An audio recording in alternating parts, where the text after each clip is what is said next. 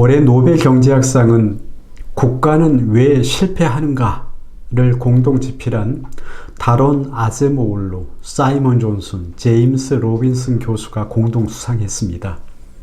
정치제도, 사회적 제도를 잘 만들고 행해야 국가 경제가 부강하다는 보편적 상식을 개량 경제학으로 모듈화한 것인데, 이는 국가의 부흥과 국민 행복이 정치에 의해서도 좌우지됨을 경제학으로 증명해낸 것이라서 우리에게 주는 교훈이 큽니다.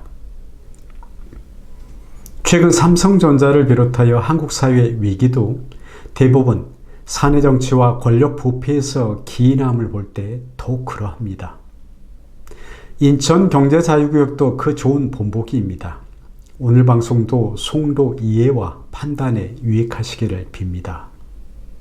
며칠 전 시와 인천경제청은 2026년 완공 목표로 인천대 전철역에 추진 중인 송도 롯데몰 3단계 사업이 최종 경관 심의를 통과해 본격적으로 공사가 재개한다고 밝혔습니다.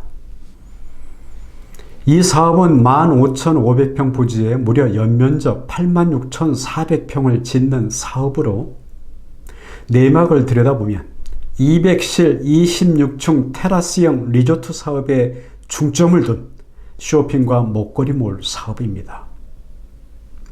헐값에 땅을 사 2007년 시작된 이 사업은 그동안 인천시장과 경제청장 비호 아래 제때 사업관리가 안 되었고, 애초 관광호텔과 고급 백화점을 짓는다는 사업이 돈이 되는 오피스텔과 리조트 사업으로 변질하였으며, 급기야는 주변 상권과 송도 상권을 잡아먹는 상황으로 가고 있습니다.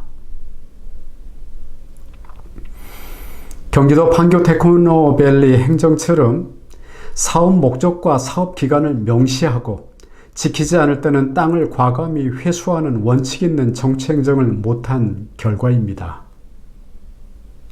주변 상권은 물론 송도 상권에 미칠 영향이 매우 클 것입니다. 특히 2019년 2040실의 롯데몰 오피스텔 분양 완판을 시발로 영업 중인 이 사업장 뒤편 상권의 피해는 클 수밖에 없습니다. 지금도 공실이 많고 장사가 안 돼 근심이 클 텐데, 롯데몰이 완공되어 본격 운영되는 2027년이면 더더욱 심각한 상황으로 몰릴 것으로 전망됩니다. 한마디로 롯데그룹이 야금야금 오피스텔 분양을 완판하고, 지난해 8월 시와 경제청은 2026년까지 관광호텔 준공이 이루어지지 않으면 사업을 취소하기로 했던 행정처분을 뒤집어 호텔 사업을 리조트 사업으로 변경해 준 것입니다. 저의 생각으로는 이 리조트는 시청 눈치를 보고 있다가 적정 시점에 분양에 들어갈 것으로 예감됩니다.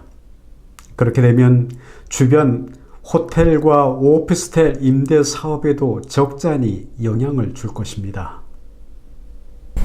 그리고 보도자료를 보면 2주부터 기초말뚝공사에 착수할 예정인데, 아시다시피 이 공사는 말뚝 박는 소음도 소음이지만 굴착기로 파낸 대규모 흙을 트럭으로 나르는 공정이 길고, 소음과 분진 그리고 주변 도로를 지저분하게 만드는 일은 불가피한 것이라서 그나마 유지되는 사업장 뒤편 골목 장사에도 적지 않게 영향을 줄 것입니다.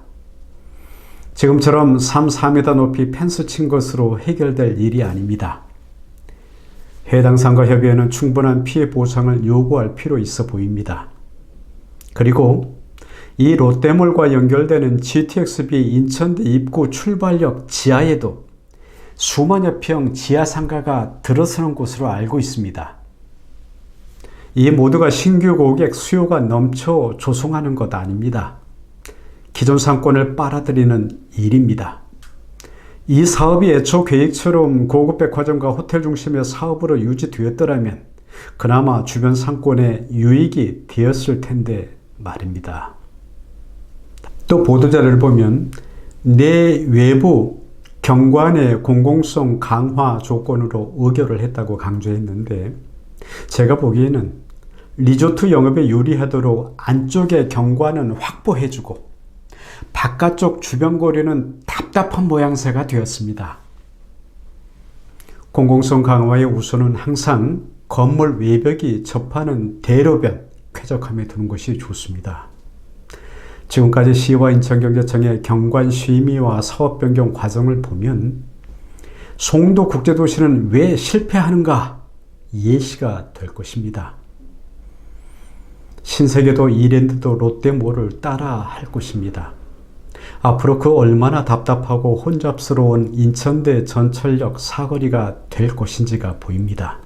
올해 노벨 경제학상 모듈은 이 사업에도 적용되는 것입니다. 저의 이 말 이해 못하는 분들은 이미 위기에 봉착한 것입니다. 지금까지 지켜봐온 대부분의 인천시장과 경제청장은 전반을 내다보고 이양심을 갖고 정치와 행정을 해오지 않았습니다. 배부르고 등 따시고 살만한 자들이어서 그렇습니다.